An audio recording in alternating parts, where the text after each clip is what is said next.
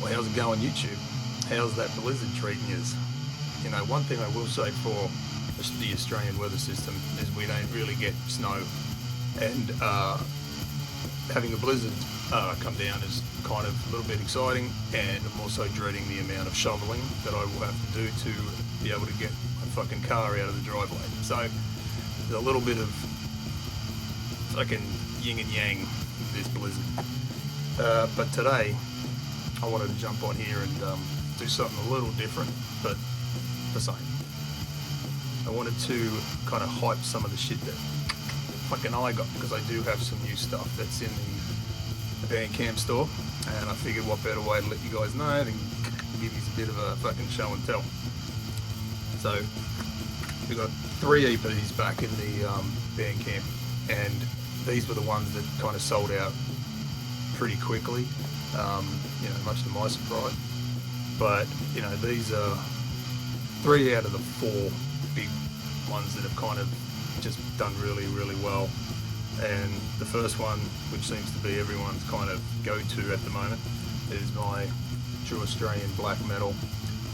This was recorded right after the Excommunicado album, so when this was done, it was kind of in direct response to that, because when I was doing that, everything was, like, to my ears, sounding really cool. It was kind of quicker, and it had all, you know, a little bit more technicality to the playing. And when I eventually got it back after I pressed it to CD, I was disappointed that the sound was very thin, you know, and the drums were a little bit too loud. It was very boxy, and it kind of, it wasn't a fucking thing that I would put out there as like, look, this is the one you need to listen to. But I found that with the EPs that I released after that, I really kind of found my stride. So True Australian Black Metal was the first bit of music that I recorded after that. I didn't release it right after that, but it did have some little bit more experimentation in it. You know, it was the first time that I had someone else come in from outside to play on it. In this case, it was Maddox from Inebriated Winds. You know, he provided like a small vocal sample to the first song, Battalions, which is, funnily enough, a mic test, because when we were sending files backwards and forwards for the Inebriated Winds EP or demo, we were sending, you know, things back, and some of them sounded really shitty and some of them sounded shitty good, you know. So this was one of the ones where it was just too good to not fucking use somewhere, and he wasn't going to use it. It was just, you know, fucking around. So I threw it in Battalions, where Maddox is just screaming that he's going to kill everyone, and, you know, it kind of fit the song. So I put it into that. But this had keyboards, it had like some slower parts, it had a lot more atmosphere. I figured out how to kind of get the vocals and kind of immerse, you know. Now, I'm not talking fucking Atmos 5.1 fucking cinema whatever, but it was definitely a more layered release. I'll put up a fucking thing so you can check it out.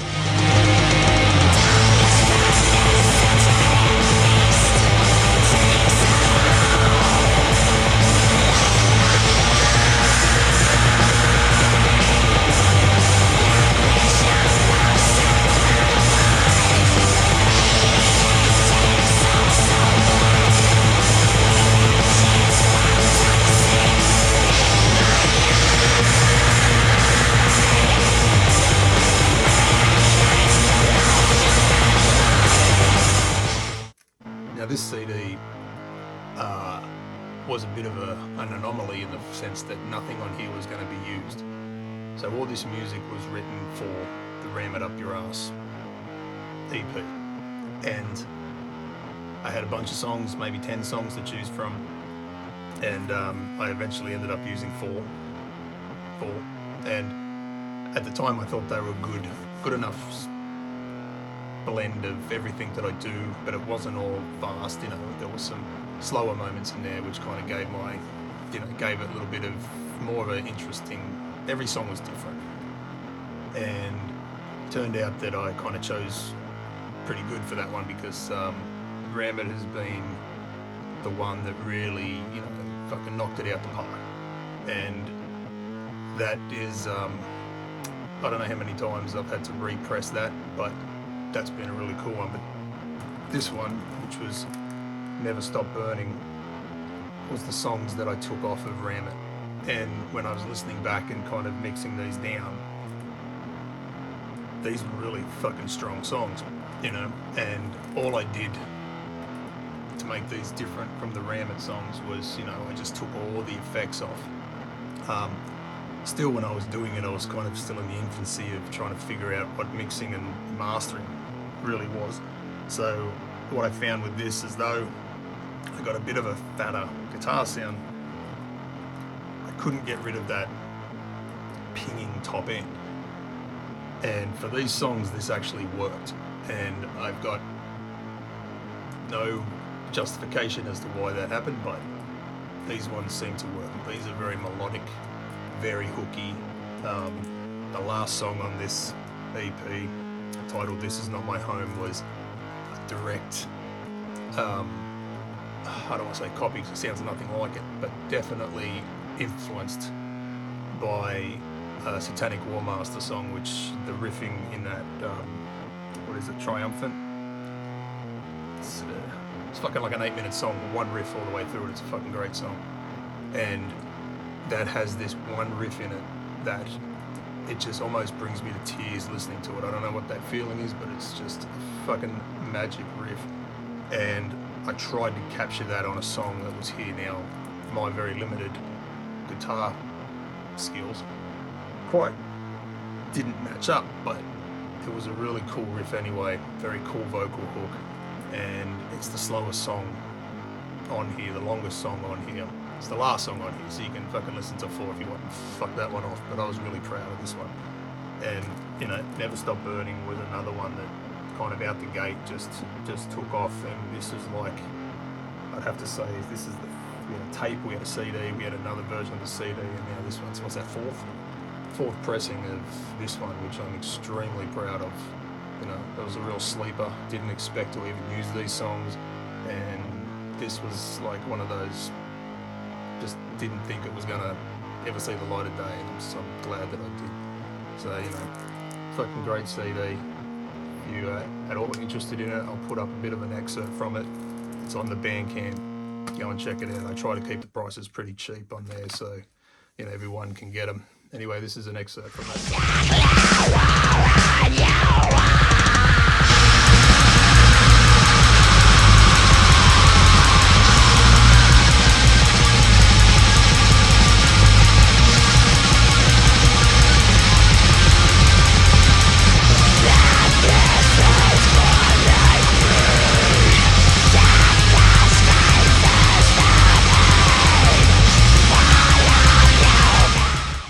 Last, definitely not least, Archaic Brutality.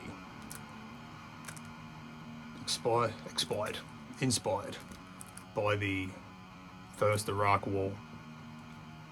There's files that are freely available on the internet, which have accounts, like different accounts from different people in the military that were involved on the ground, that told their story of when they entered, the Iraqi prisons, Saddam's palace, some really cool stories that really showcased the fucking brutality that was happening during that war that he was perpetrating on his own people.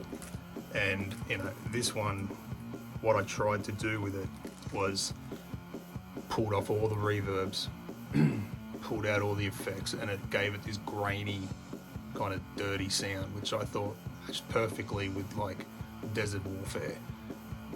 Very cool fucking CD. This is one of those ones where if I could replicate the sounds on this over and over and over and over again, you'd be fucking tired of me, but it would be extremely happy for me to be able to do this shit. Sometimes this is just lightning in a bottle.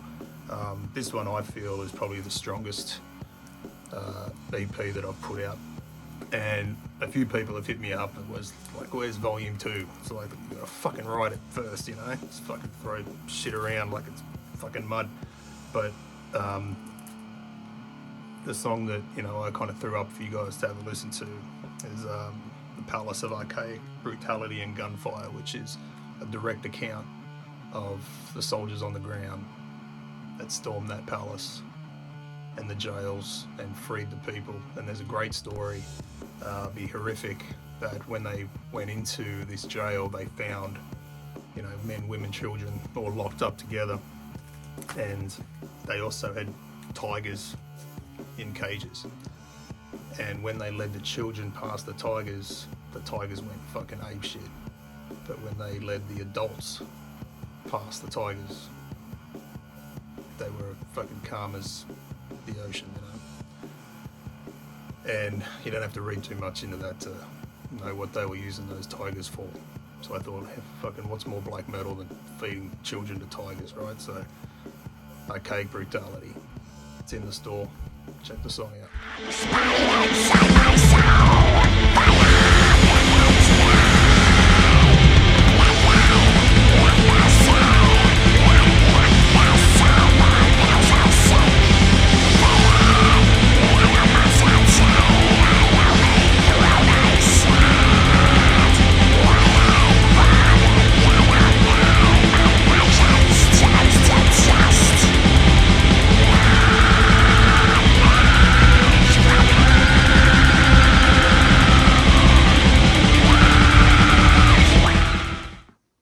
Also in the store is the True Australian Black Metal t-shirt that Marty Worm from Bindrune Recordings designed for me. He also screen printed all of them. I pretty much got every size except for small. But, you know, I got fucking medium, so eat a hamburger and grow into it, fuck yous. But they're all in the store. We've priced them really cheap as well, you know, because we're not about making fucking money over here. We're about just giving fucking people what they want, apparently. And the shirt's really high quality. I've worn mine a bunch of times, washed it, didn't shrink. Fucking print stayed well, you know. And talking of Marty Worm and, you know, heavy metal orgy, which I can never fucking say. These shirts are fucking top notch, you know. And if you need fucking t-shirts, Marty Worm is the guy you go see, you know. And he'll hook you up, and he's in bands. He's in the Glorious Dead. He's got Panopticon on Bindrune. So, you know, he knows about dealing with the underground and can hook you up with something good, you know. If you can reach out and have a chat to him, fucking tell him the Hammer sent you.